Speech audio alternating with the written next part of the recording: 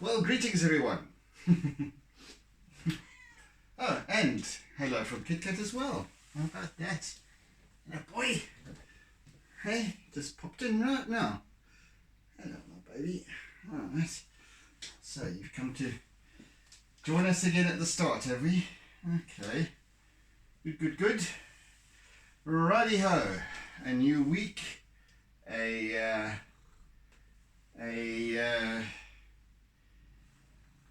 new beginning, a new artwork series, and as I had threatened, it's yet another seascape, and it's yet another tidal pool seascape of the same tidal pool series that I have been dwelling at for the past couple of weeks. Yes, okay, KitKat wants to play or seeks attention. Alright, so let me first start with a kind of horizon line of sorts. There is not really the horizon as in looking over the sea, but there's a kind of a straight line that crosses this piece and that I need to just establish to begin with. So let me just do that and get that sorted out.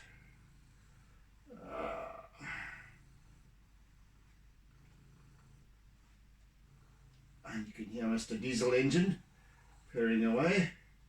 I'm sure I always stop that. As soon as I drop it back, it loses its. Let's try to keep that steady, shall we?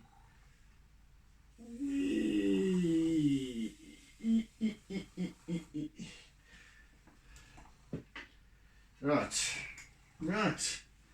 That's that kind of established, and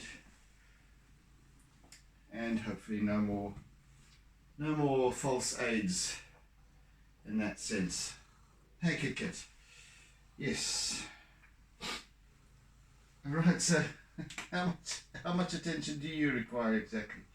Hey. Okay. Right. So.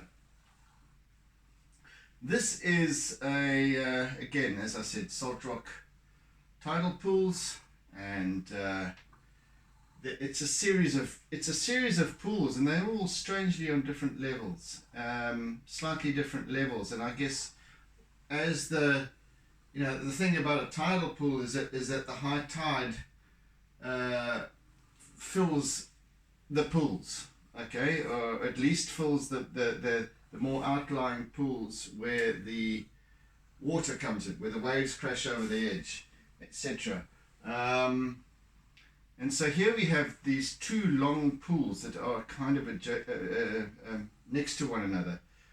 However, the one pool that's more on the beach side or on the land side is slightly lower.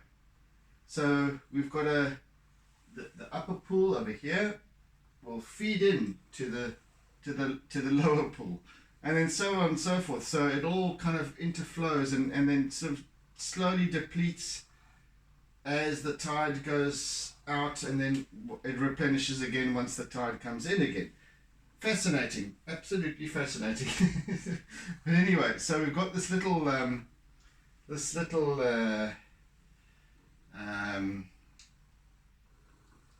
feed. Yes, KitKat, yes. Okay, I'm trying to talk and concentrate on what I'm saying, etc. You don't need to.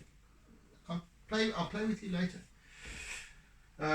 Yeah, so we've got this little feed in from one pool to the other. That's kind of happening over here. Anyway, let me get going, and then I can maybe talk more sense as I proceed. That wants to go from there to about there.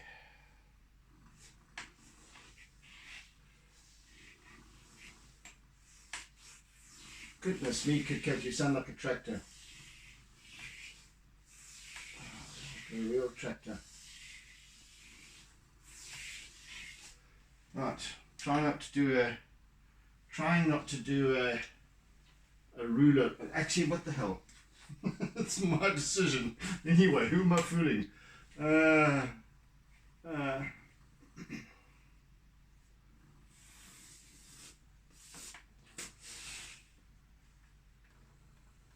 Just to get that established, I can, just nice line there.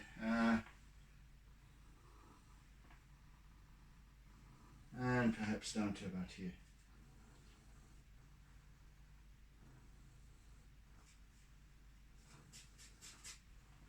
Actually, let me use this longer piece if that will help me. Not really. Not really. Damn it. Okay. Let's just rely on this. Yeah.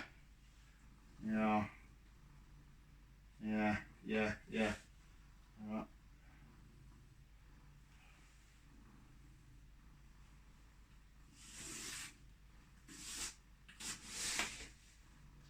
Yeah. Rather go.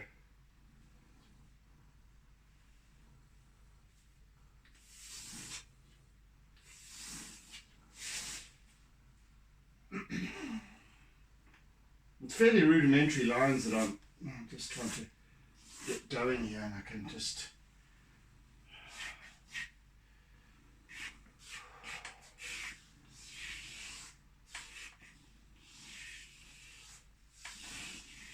right. Okay, that'll do. That will do.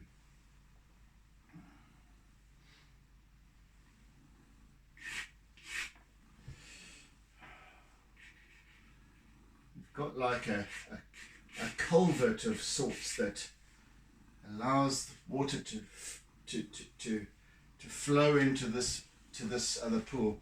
As I said, it just fascinates me how this particular set of tidal pools all works together, so well designed, and it's almost intricate, but yet it just kind of works, flows.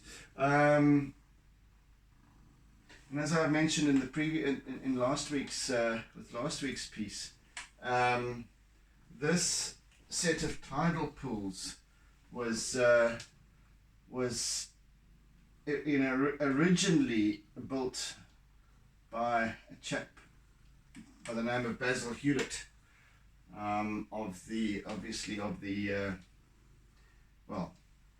assumedly of the Hulett family, who are the original sugar barons of Natal. So he built this this set of tidal pools at Salt Rock, on Slaley Beach, which is basically Salt Rock regions, for I guess local staff,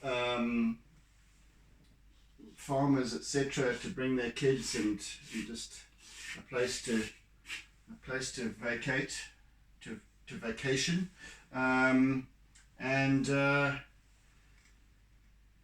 just a little playground on the beach, and also, as you'll see, it built in a couple of turrets and what have you, almost castle-like, predominantly for fishermen to have a vantage point from which to cast their lines into the gullies and whatnot, but also for kids. It's fascinating, even for me as an adult, and I go there and I'm just fascinated by all these little funny stepways and walkways and bridges, and it's absolutely astounding. Anyway, and this was built in the 1930s, so it's sort of 90 years old, heading for 90 years old. Crazy. Anyway, and look at, as I've said before, it's almost a wonderland of a place, really. Just absolutely gorgeous.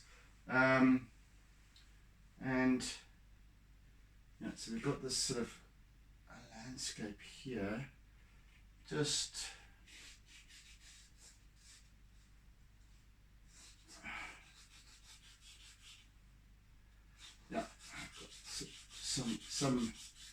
some landscape, just where the coastline heads up to Salt Rock and beyond, towards Sheffield Beach, etc., and then around that headland beyond to Tinley Manor and Blythedale up the coast. Anyway, that's beside the point really, but we've got this.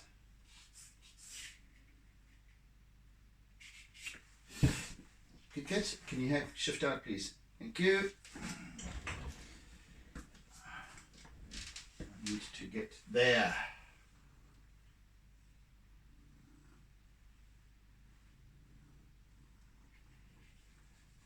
I'm just, as with every week, and as I've always explained, the most important part of the first session's work is to establish the composition, which I am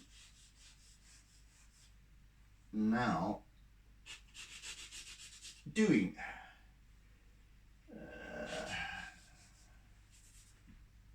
Yeah.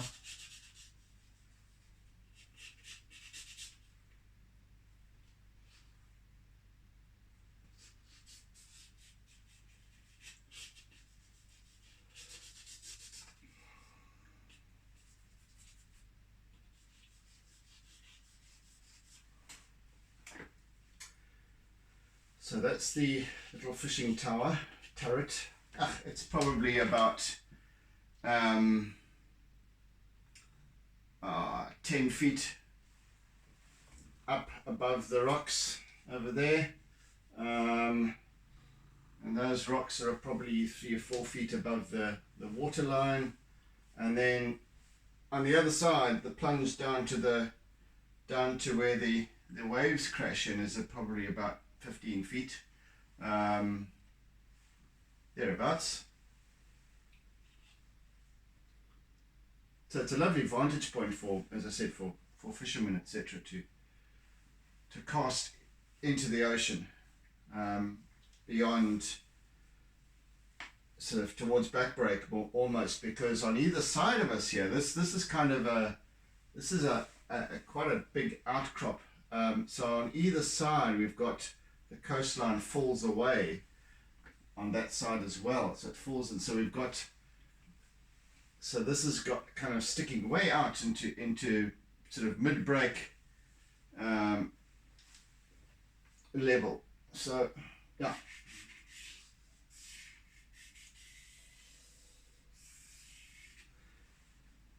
It'll be it's an interesting piece, this, because, well, it will be an interesting piece. Well, it is to me, because to those who know this place will recognize it instantaneously, for what it is, for what it represents, and all that yummy stuff. For those who don't, it will also be quite interesting, because it's just so unusual, in terms of the architecture type of, from an architectural perspective, as well as these kind of this weirdness, and especially also in terms of the color difference, because the water on top here, slightly different angle, is much more blue, because it's reflecting the sky more directly. Here we're looking more into the water, and then reflecting a different facet of sky over here. Yeah, so slightly different heights change the not only the perspective, but also the reflective quality. And we've got this little pool, and this little what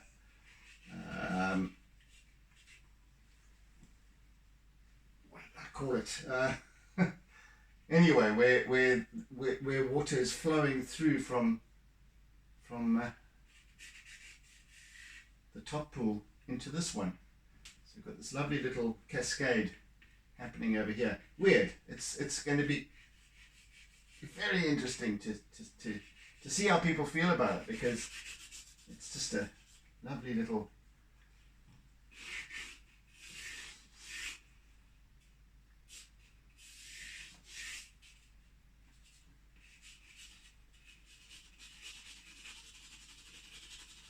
Anyway, that's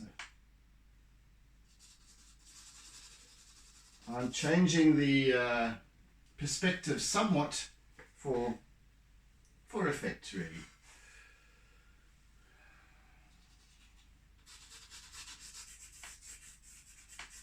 So we've got this lovely wall separating the two pools, concrete wall, but it's kind of beveled and what have you, and it's full of character because there's obviously steel within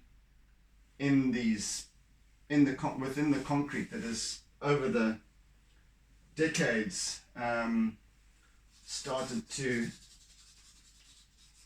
bleed out rust. So there's this lovely rusty color to it, as well as the concrete color, as well as on this side, which predominantly faces away from the sun and is for the large part below waterline, or this is where the waterline would be, the high tide mark. You've got this sort of algae and what have you happening, green, and so there's a nice blend of colours going on here. A nice set of hues. Huey-Lewis in the news. So let's see how this baby works.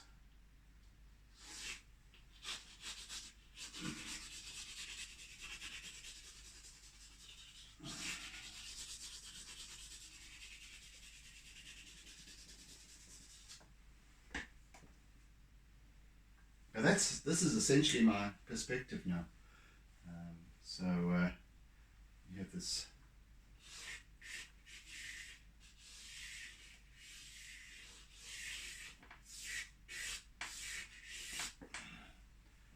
This wall, this concrete wall separating the two pools. Over there we have this little walkway that takes you across the middle of that top pool, and at the very far end over there of the top pool is where I did last week's piece. So there's these different aspects to this whole complex that are just so interesting. Anyway, you'll see as it unfolds. Hopefully.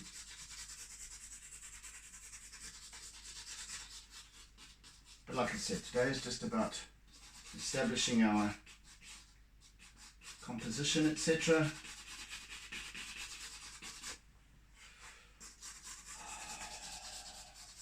Areas of light and shade, contrast.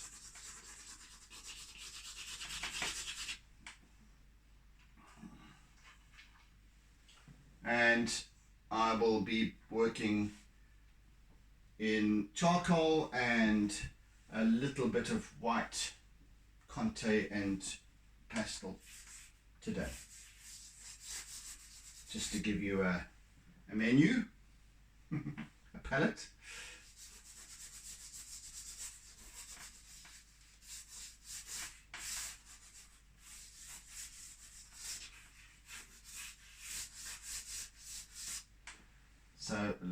So we're looking here directly into the bed of the pool, and it's probably about probably around hip height or just below in terms of depth over here. There's probably a little bit deeper, I don't know. At this end it goes from shallow right down there to much deeper down towards this end, and it's still maybe another 20 feet or so this way that the pool ends. It's huge, it's vast. So there's literally place for hundreds of screaming brats to frolic in, along with a few old biddies that might want to paddle around, and there's plenty of space for everybody.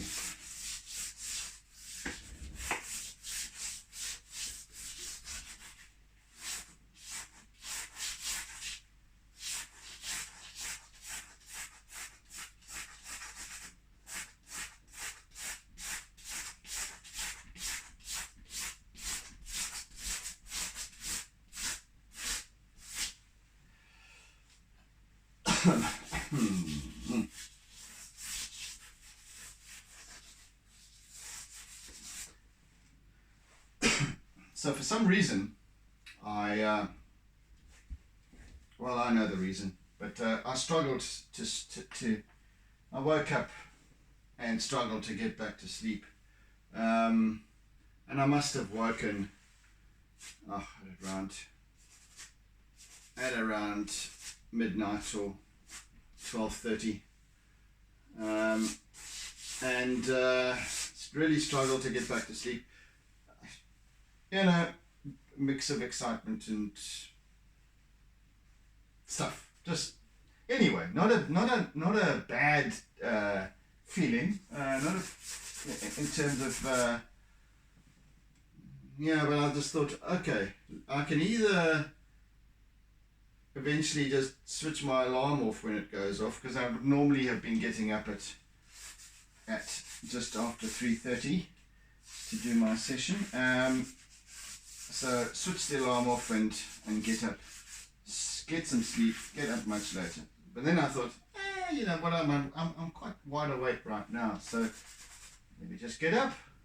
So with that, we began. It's now just it's 4 minutes past 3, and we began our session at around 20 to 3. So just to give you a timeline that I'm working to. So Kit Kat that's why he sort of came through quite surprised that I am up even earlier than more than an hour earlier than what I usually am. So anyway, there we go. It is what it is. I shall get some more sleep later on, rather, after I'm done and loaded our YouTube video.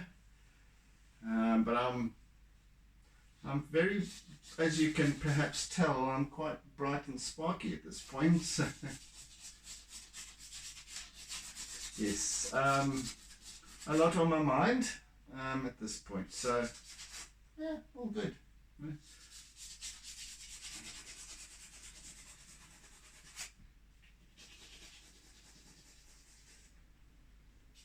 So I'm not generally one for bad sleeping or insomnia or anything like that, but just occasionally, and it's been happening a little bit more regularly, than what it perhaps used to, but it doesn't concern me. I get my sleep one way or another.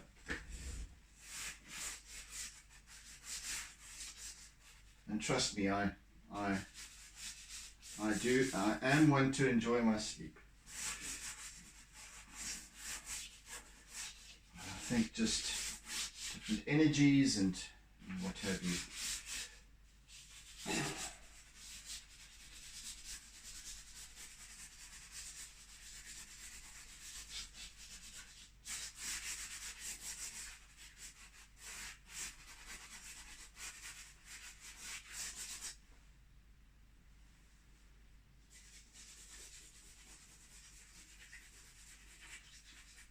And also, I was lying there and really enthused by getting stuck into this particular artwork once again. Something new, something different, something also interesting to me. And that's another reason why I enjoy working on my art in the early hours, in these interesting times where there's time of day where there's a whole different set of energies at play, and I feel almost as if I'm the only one awake, and for the large part, yes, I am, except for people who work night shift and all that sort of thing. But it's a very special sort of feeling for me, and I feel very much in a creative flow at this time of the day. So I'm more than happy to have gotten up this morning and at it at an ungodly hour.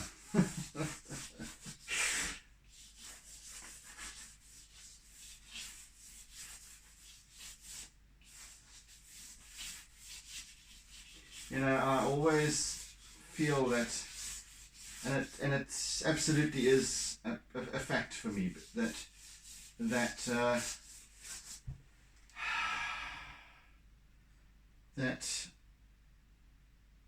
the start, how one approaches the start of one's day sets the tone for the remainder of the day. And I, obviously doing this, getting stuck into doing some art, and the first thing in the morning for me is it sets the tone, a very highly creative tone and positive tone for the remainder of the day. When I'm not churning over negative stuff. Hey, Kit Kat, he's still sitting here and looking for attention, aren't you? Hey? Because you're so damn surprised. I should only be getting up in 20 minutes or more. And then weekends, of course, I sleep in a lot later. So my patterns change, and so Kit Kat is sort of a bit flummoxed at this point. Anyway.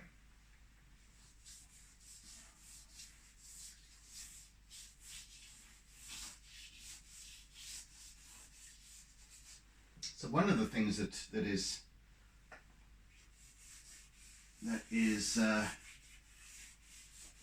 was keeping me awake is that yesterday afternoon or evening, a friend of mine, who I used to do some coaching for, out of the blue, haven't spoken to her in some time, messaged me and asked if I would be willing to do an art of listening workshop, or perhaps even a series of art of listening workshops, which is obviously more on the coaching side, but and I have spoken about the art of listening many times during my sessions, but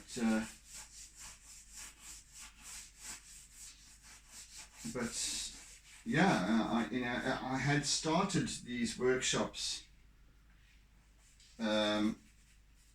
about listening and about becoming a proficient listener, assisting people to do so, and then followed by, there's an exercise that one practices in a dyad form,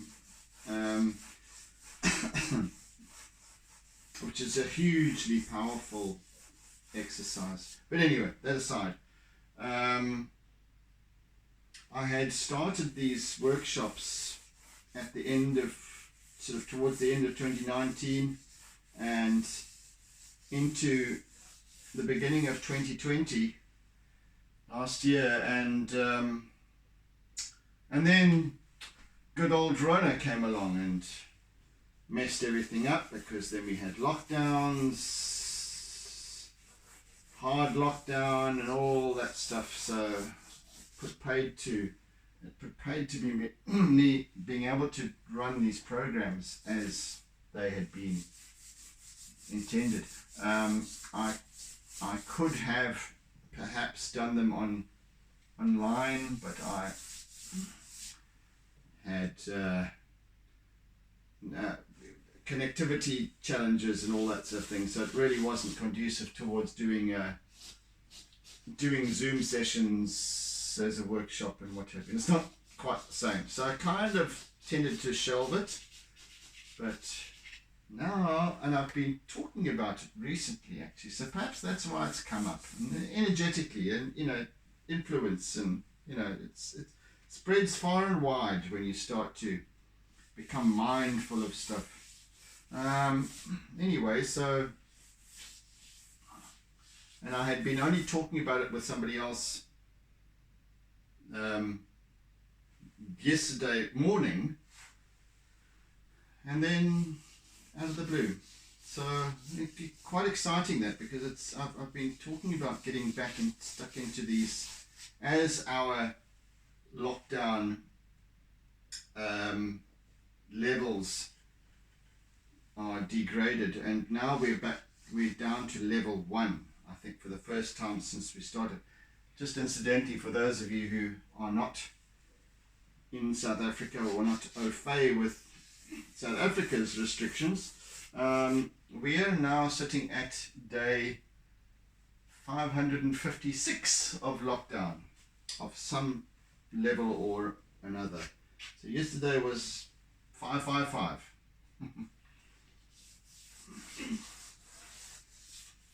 Big changes, significant changes, denoted by,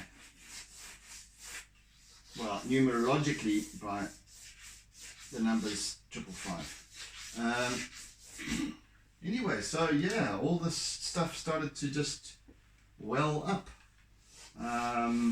So yeah, it's as I said, it's more of an excited kind of wakefulness than a churning over stuff and agonizing over things and tossing and turning, and just, yeah, so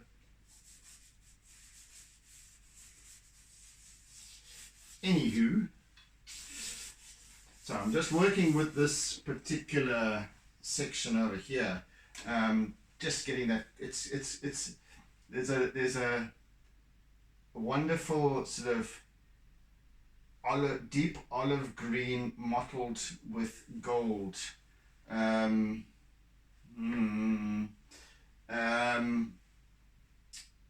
obviously shadow effect on the base of the on the base of the pool, sunlight shining through, and then we've got this culvert which is pouring in here, and so we've got this foamy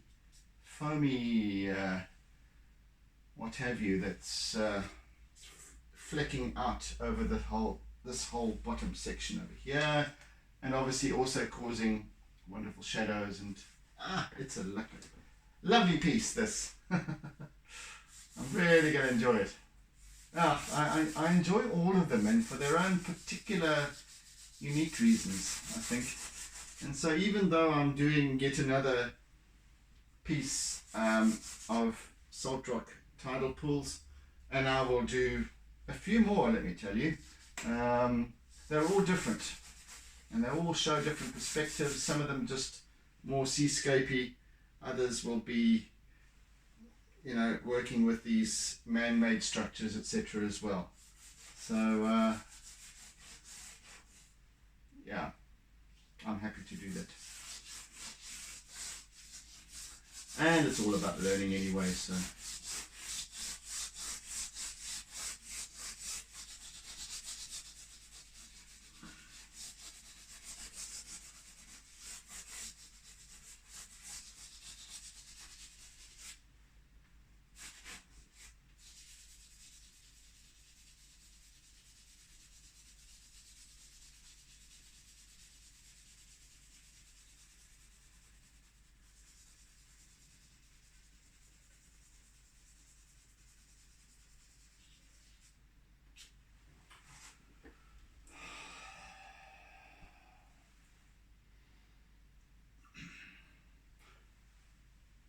all up there will be more, this top piece won't take me long at all to do, and that's going to be purely charcoal, I reckon.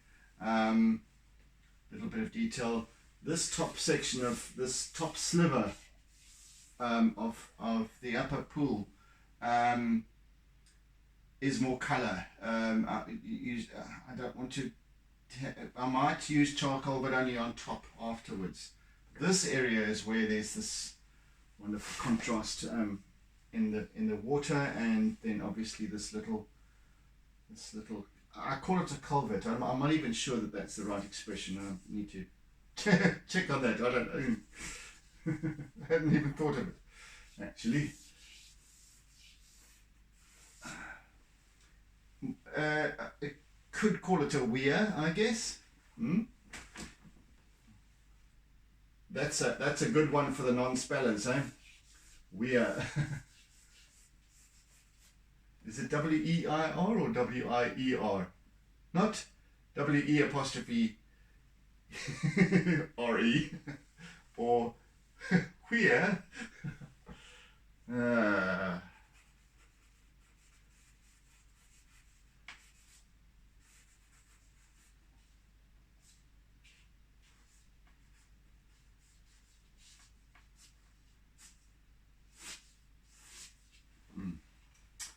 Let's do.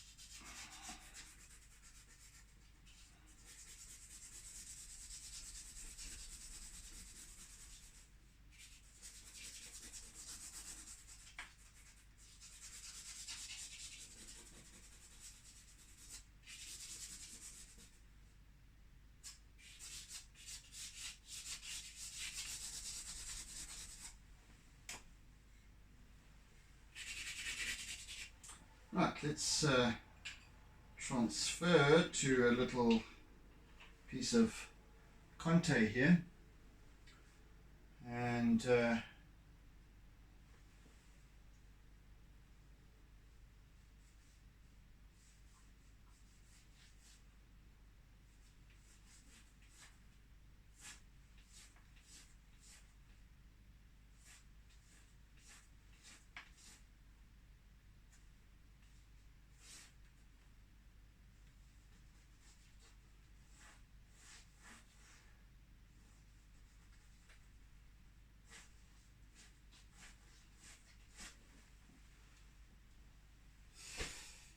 then perhaps a little bit of rather some white pastel.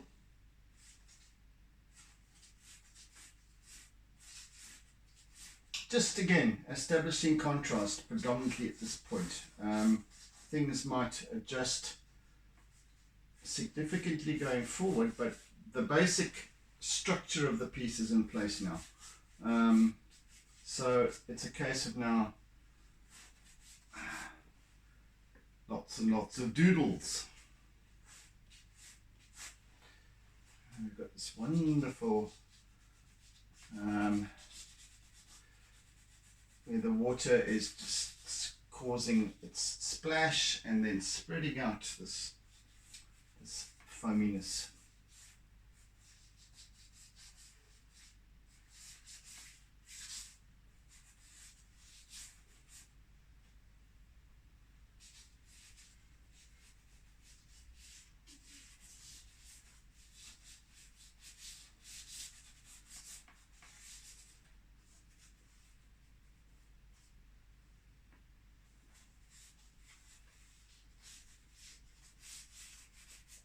Kind of in kind of almost circles, but then of course it wobbles about on the surface and then dissipates and what have you, but then it spreads out, but it just basically covers this entire area here.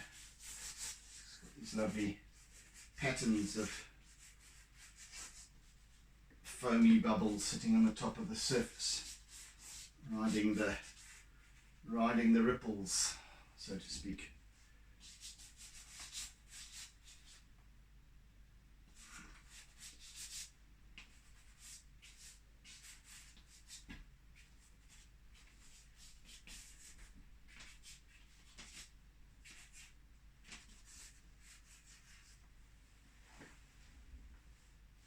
Yeah, it's getting there.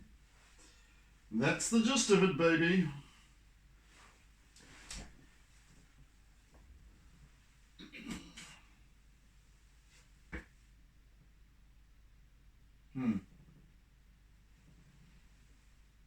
Gosh, there's some lovely colours going on in this piece. Yeah. There's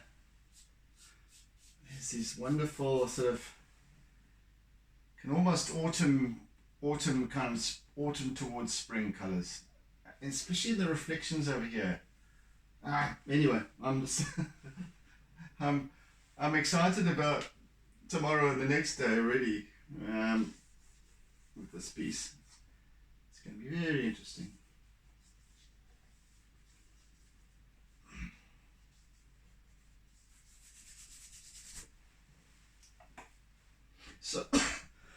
So, as I've explained many times before, and I shall do so many times to come,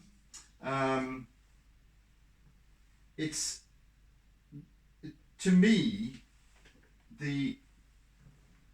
whether an artwork succeeds or not, and this is just my opinion, please understand that it's there is nothing that can be judged in art, to be quite frank.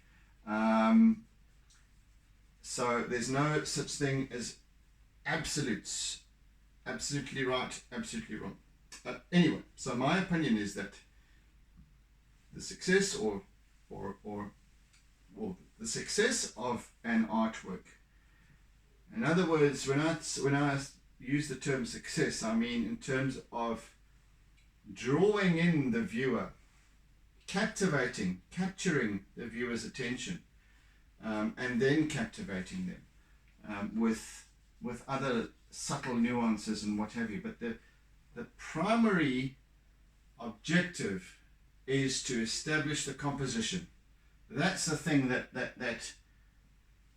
draws people in, that keeps, and then it keeps their interest going. And then there's subtleties in terms of color and light and shade and all these sort of things that continue the dance, or form part of the choreography of the piece. But to establish an interesting composition is what's, for me, absolutely key. And it differs for each piece. So establishing whereabouts our focal point is, and for us, for this piece, it will be right there. And then the rest is just intrigue, really.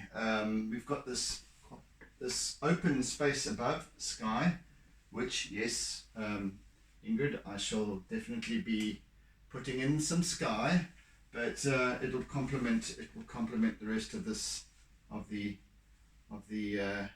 image. Yeah, so this intrigue is established from the outset, and how the balance of light and shade work together to again add to that interest factor, etc. That's what's important, and it's not a hugely complicated thing. Even as a beginner, or even just as a doodler, for goodness sake, to have a, what I do, how I achieve this, makes it a hell of a lot easier for me when I'm actually starting my piece, is that all of the, obviously I use mostly photographic reference, and it's mostly my own photographic reference, which I compose each piece when I'm taking the picture, when I'm capturing the image on my phone, usually phone camera. I've got a very, very good phone camera. So I always, with this particular setting, this location rather, I took something like, I think it was 412 images, or 420 images, I forget. And each and every one of those I composed, as in, take the shot, it's composed as I would like it to be, ending up on a sheet of paper. From those 400 and something reference images, I selected 56, 58 of those, which to my mind are worthy of perhaps translating onto as an artwork. Okay, and then of those 50 something, I will probably do maybe in the region of 8 to 10. I don't know, we'll see, maybe less. So far this is my third one, so let's see how far I get. I might even venture on and find a new location and so anyway. But the point I'm trying to make is that the composition, or the artwork itself, begins with my reference image. Just as much as if for example one was attempting a still life. Again, composition is key. How one structures the objects of your still life, whether it's roses in a vase, whatever it might be, is to establish how those objects are positioned, and how and your image area, whether it's landscape or portrait or square, whatever it is, how those objects work within that image area, such that they're not just plonked in the middle. Your focal point is in the middle. That will destroy the artwork, in my mind, once again, because and these are teachings which apply to not only to art, but to photography, to fashion, and all sorts of different aspects of the artistic and creative field. Advertising, for example, relies hugely on on composition, etc. You can lie just there. He has to go and lie there. Okay, all right then. Put that there so you can lie down. Yeah, there's spoken and unspoken rules when it comes to, and as I've said before, it's why I found that design and, well, my background in branding and advertising and all of that, it's very structured and rigid in terms of how things are done, how things are composed. So so it applies to composition, applies to many different fields, architecture, drafting, even whatever it might be, something, landscaping,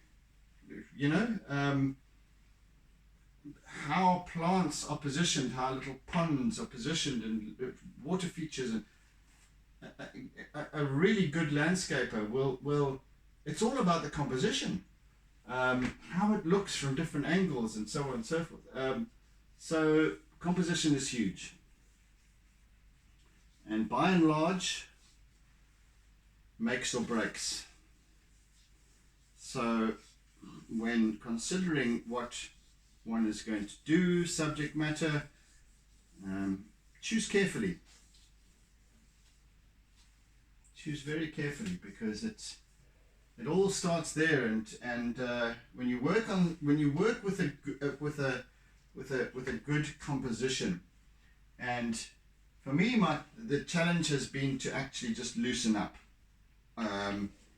in terms of artistic expression, to loosen up from the boundaries that were set by 3 decades in advertising and design and what have you, and all of that rigid structure, commercial art, into this more of a fine art type of scenario, where I need to really just relax my style and not try to create this copied version of my reference image. That's why I said in the beginning, I'm using some license, some creative license in terms of my perspectives here already. And once this has now been established, as I said, it's going to be a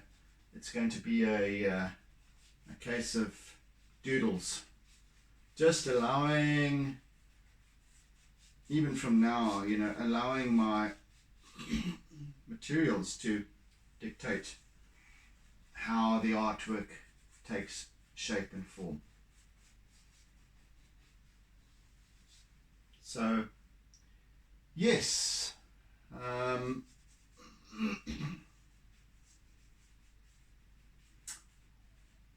here endeth the lesson for the day, if you want to call it that. Yeah, these sessions aren't strictly tutorial sessions. These are for my own development as an artist, but at the same time, I always like to share what I'm doing, why I'm doing it, how I observe, how I depict certain things, and so on. My journey. I am very open to, and you always find amongst artists that they're more than willing to share their techniques and what have you. Yeah. A friend of mine in the UK who I studied graphic design with originally has just successfully completed a workshop in oil painting. So well done to Laura. And yeah, great. She's got a lovely style as well. I enjoy her work. Yeah, and I've got other friends who are artists as well, and they always seem to be willing to share their ideas. It's exciting to see other people perhaps even stimulated, motivated, inspired by what you have to share. So, and I always, obviously, as I've said before, I always enjoy the feedback that I get from many of you, and whether it's as an artist, as a fellow artist, or as just as an interest as an interest factor, just watching what I do. Yeah, always welcome feedback. How something makes you feel. Some of my artworks appeal to different people, others not. Yeah, it's like, sometimes my artworks are a little bit dividing. So you got people, some who really enjoy it, and others, nah, not really, not one of your best. And others will go, gee whiz, that's your best piece so far. It's incredible. I love that, because it's as I said, it's art is subjective. It is open to interpretation. It's open to different characters and all that stuff. So it's lovely when I get that kind of feedback, because I'm doing it for me. I'm not doing it for anyone else, trust me. But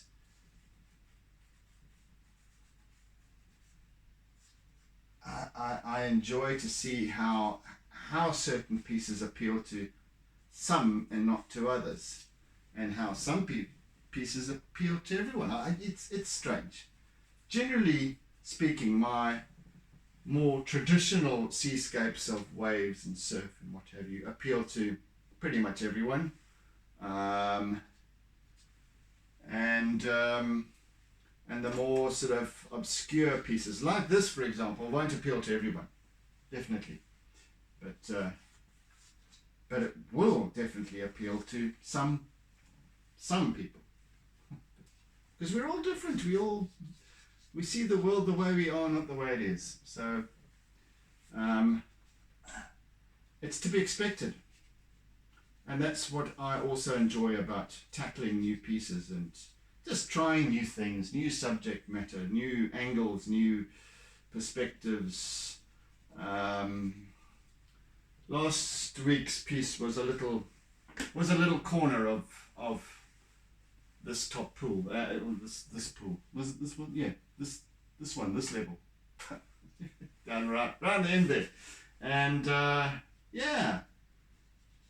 little balustrade, little steps going into the